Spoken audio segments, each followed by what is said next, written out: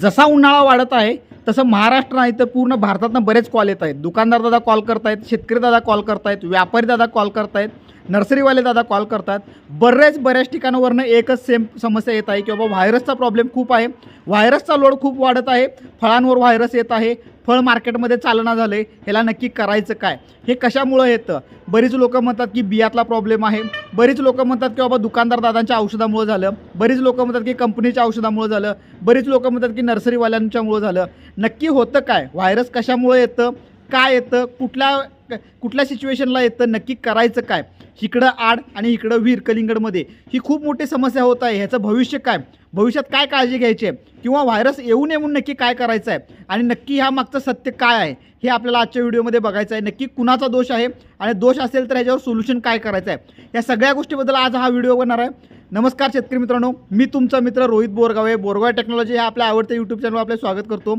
शेतकरी मित्रांनो, आज एक अतिशय महत्त्वाचा मुद्दा घेत आहे आपण की बाबा व्हायरसचा प्रॉब्लेम कलिंगडमध्ये खूप मोठी समस्या येत आहे. गेले 10 वर्ष 15 वर्ष प्रॅक्टिस करत असताना आपल्याला हा समस्या एवढं खूप नव्हतं, कारण का मी वारंवार सांगतो की बाबा कलिंगड आपण मल्चिंगवर लावतो. मल्चिंग तर आपल्यामुळं जे सकिंग पेस्टचा अटॅक आहे त्याला कुठं ना कुठं कंट्रोल मिळत होतं, पण सध्या हा प्रॉब्लेम खूपच वाढत आहे. तर ह्या मेन विषयावर आपण बोलणार आहे की बाबा व्हायरसचा प्रॉब्लेम का होतो, खूप मोठी समस्या आहे. पण व्हिडिओला सुरुवात करण्याआधी जे कोणी आपल्या चॅनलवर नव्हे त्यांनी चॅनल सबस्क्राईब करा. महाराष्ट्रातच नाही तर संपूर्ण भारताचा सामान्य तरुण शेतकरी कृषी उद्योग होण्यासाठी जे काही आपण काम करतो ते काम तुमच्यापर्यंत पोहोचलं पाहिजे. शेतकरी मित्रांनो, तर शेतकरी मित्रांनो, आज पूर्ण भारतामध्ये काम करत असताना थोडे व्हिडिओला मला लेट व्हायलात, कारण का गेले 15 दिवस मी चायनामध्ये होतो आणि खूप भारतामध्ये म्हणजे जगामध्ये जे काही लोक काम करतात वेगवेगळ्या पद्धतीनं त्या सगळ्या लोकांच्यावर हे केलो. जागतिक लेवलला हा प्रॉब्लेम आहेच बऱ्याच ठिकाणी, पण आपण आता सध्या भारताबद्दल आणि इथल्या परिस्थितीबद्दल बोलत आहे. शेतकरी मित्रांनो, खरंच व्हायरसचा प्रॉब्लेम वाढत आहे. तर पहिलं कारण आहे शेतकरी मित्रांनो, व्हायरस म्हणजे काय आपण समजावून घेऊया. की शेतकरी मित्रांनो, ज्या वेळेला आपल्याला फळावर, तुम्हाला मी काही फोटोग्राफ टाकतो इथं की बाबा फळावर असा पूर्ण ते फळाकडे बघू वाटत नाही आपल्याला, खूप त्याच्यावर असं फोडी मोडी आल्यागत होतं, पूर्ण फळ विकृती त्याची बदलते, हा व्हायरस आहे. पण बऱ्याच ठिकाणी हे सिच्युएशन पाहायला मिळत आहे की व्हायरसच्या नावाखाली चांगले व्यापारी दादा काम करतात, त्यांच्याबद्दल मला खूप अभिमान आहे. पण जे व्यापारी दादा ह्याचा गैरफायदा घ्यायला बघतात की व्हायरसच्या नावाखाली कुठंतरी एखाद्या प्लॉटमध्ये व्हायरसचं एक फळ दिसतं आणि पूर्ण प्लॉटचा रेट पडायला बघतात.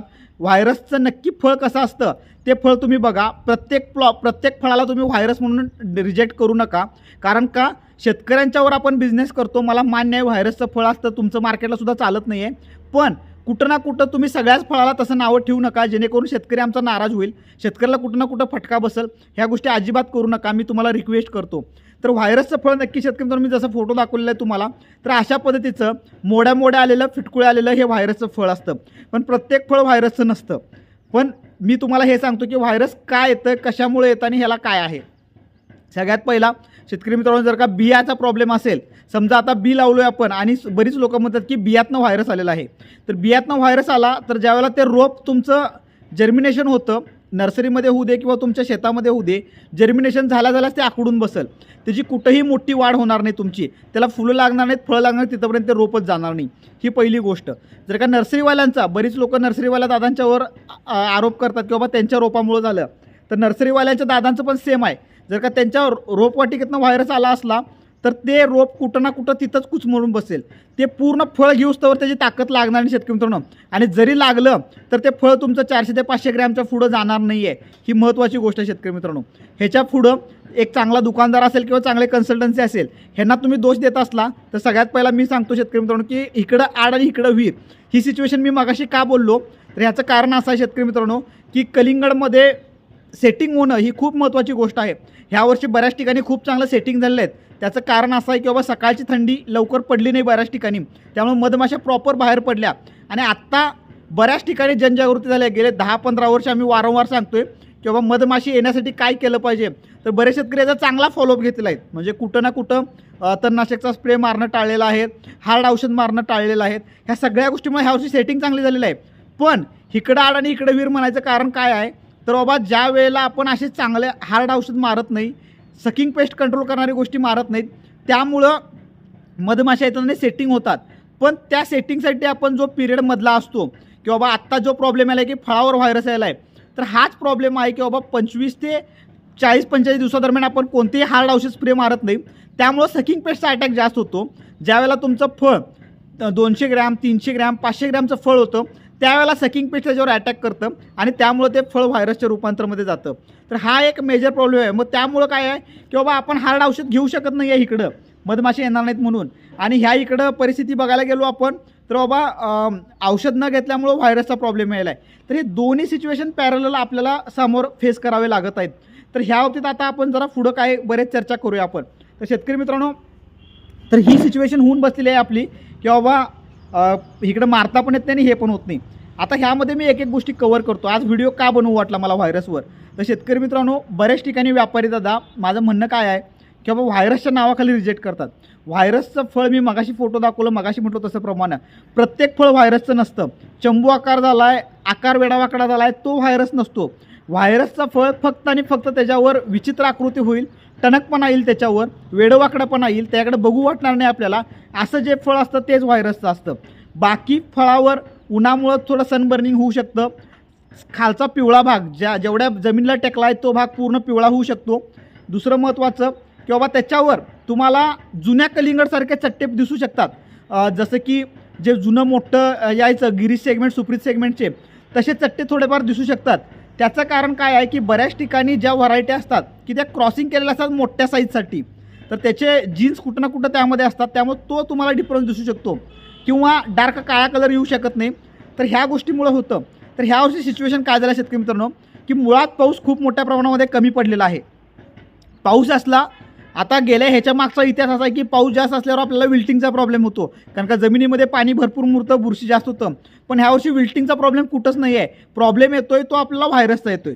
तर हा व्हायरस वाढायचं कारण काय की पाऊस खूपच कमी पडल्यामुळं पांढरी माशी, थ्रिप्स, मावा, तुडतुडा हे जे काही रस शोषक किडे आहेत ह्यांचं प्रमाण वाढलं.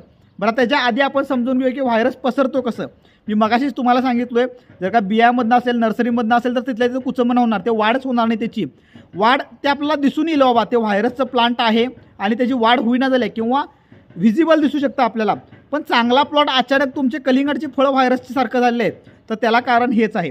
तर व्हायरस शेतकरी आपल्याला माहिती आहे की कोरोना व्हायरस आल्यापासून आपल्याला ह्या गोष्टी समजायला लागल्यात की बाबा एक व्हायरस शिंकलो, खोकलो तर ते इतर लोकांच्यापर्यंत पसरला.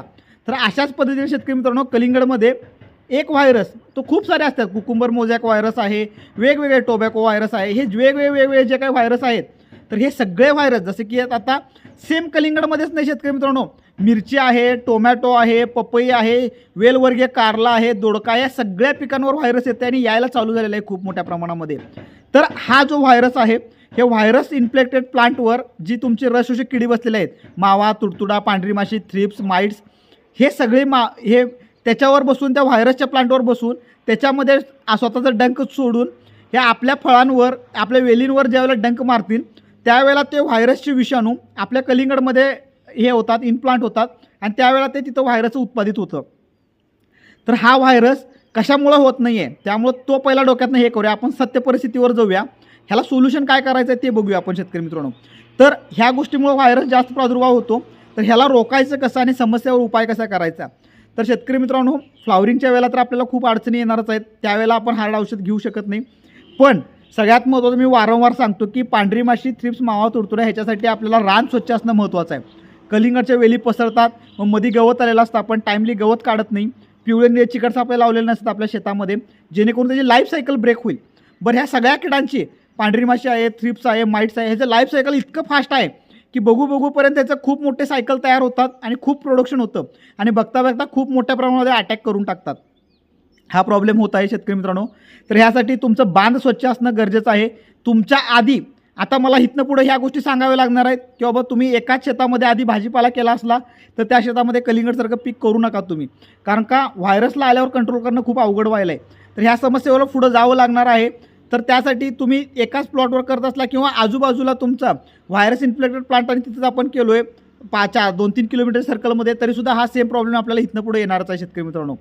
तर विषय असा होतो की ह्याच्या आधी मी जास्त कॉन्फिडन्स होतो, कारण का हा प्रॉब्लेम येत नव्हता जास्त. आपल्याला काय असायचं की बाबा मल्चिंगवर आपल्या वेली पसरायच्या, मल्चिंग तापलेलं असायचं, त्यामुळं काय व्हायचं की जे थ्रिप्स आहेत, माइट्स आहेत, तुडतुडा आहेत, मावा आहेत, ते मल्चिंग तापल्यामुळे तिथंच मरून जायचे. पण आत्ता हल्ली काय झालं आहे आणि वारंवार मी सांगतोय की बाबा तुम्ही 5x1 प्रॅक्टिस करा, जेणेकरून मल्चिंगचं अंतर जवळ होईल.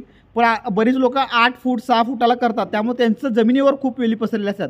असू दे, पद्धत चांगली आहे ती, काय अडचण नाही आहे, पण तुमच्या इकडं कंट्रोल मेजर्स हे केले पाहिजेत. आता गंमत अशी आहे शेतकरी मित्रांनो की आता सुरुवातीपासून आपल्याला काही शेड्यूल्स पुढच्या वर्षी बदलावे लागणार आहेत, किंवा अजून पण कोणी करत असले तर थायमिथोक्झाम एफएस हे सिस्टमिक आपण खालून देतो, त्यामुळे कुठेही वास येत नाही किंवा हे होत नाही. तर याचे 2 ड्रेंचिंग आपल्याला घ्यावे लागणार इथनं पुढं. त्याची ड्रेंचिंग केल्यामुळं जे सिस्टीममध्ये जे इनप्लांट होतं त्या गोष्टीला खूप चांगली चालना मिळते. त्याचबरोबर योग्य हार्मोन्सचा वापर करणं गरजेचं आहे आपल्याला. हार्मोन्स का वापरायचे आहे की सशक्त ठेवण्यासाठी वापरत आहे. मी आमचेच म्हणत नाहीत, आपले वापरलं तर वेल अँड गुडच आहे, पण कुठलंही प्रॉपर ट्रीटमेंट केलो तर झाड सशक्त बनतं. शेतकरी मित्रांनो, ह्याच्या पुढं जाऊन आता तुम्हाला ह्यामध्ये गंमत सांगायची आहे की बऱ्याच ठिकाणामध्ये जे प्रॉपर हे झालं तिथं व्हायरसचा प्रॉब्लेम कमी आहे, जे बाबा प्रॉपर लक्ष देऊन केलेले आहेत, समस्या आल्यावर लगेच वेळेस हे केले आहेत. पण बरेच लोक नवीन असतात, शेतकरी सामान्य शेतकरी असतात, अजून एवढं नॉलेज नाही आहे, एवढं हुशारी नसते की बाबा काय करायला पाहिजे, आणि घाबरतात खूप लोक. हा एक खूप मोठा प्रॉब्लेम आहे की नक्की करायचं काय, आणि त्यावेळेला योग्य सल्ला मिळत नाही. तर तुम्हाला कुठेही काय अडचण आली तर तुम्ही एकदा आमच्या कस्टमर कॉलला काय करा, जेन्युइन प्रॉब्लेम असेल तर नक्की आपण त्यावर सोल्युशन काढू.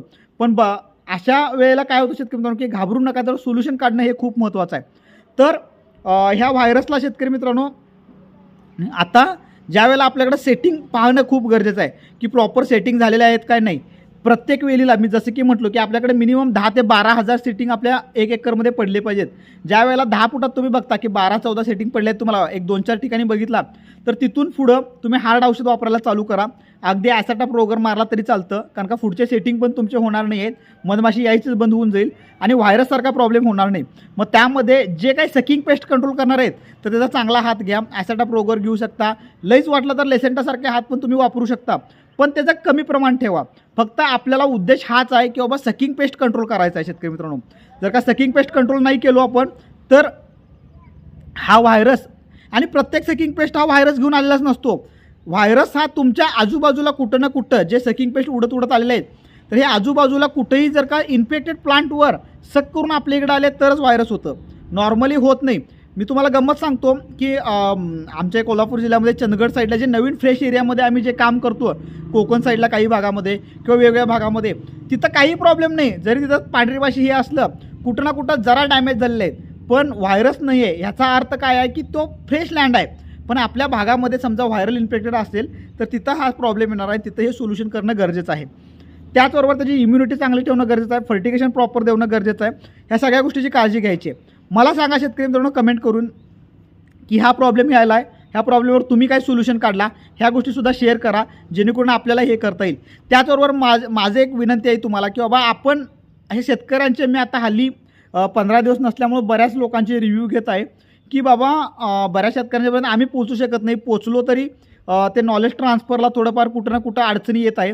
तर ह्यामध्ये तुम्हाला काय सोल्युशन काढता येईल की बाबा आठवड्यातनं एकदा आपण लाईव्ह सेक्शन करावं का, तुम्हाला अजून कोणत्या व्हिडिओची गरज आहे का, अजून टेक्निकलची माहितीची गरज आहे का, PDF स्वरूपामध्ये तुम्हाला पाहिजे आहे का, ह्या बऱ्याच गोष्टी तुम्ही मला कमेंटमध्ये सांगा. कारण का सामान्य शेतकरी कृषी उद्योग झाला पाहिजे हे ध्यास आहे आपला, पण शेतकरी नाराज नाही झाला पाहिजे, शेतकऱ्याला चांगलं सोल्युशन दिलं पाहिजे, हे आमचं मेन उद्देश आहे.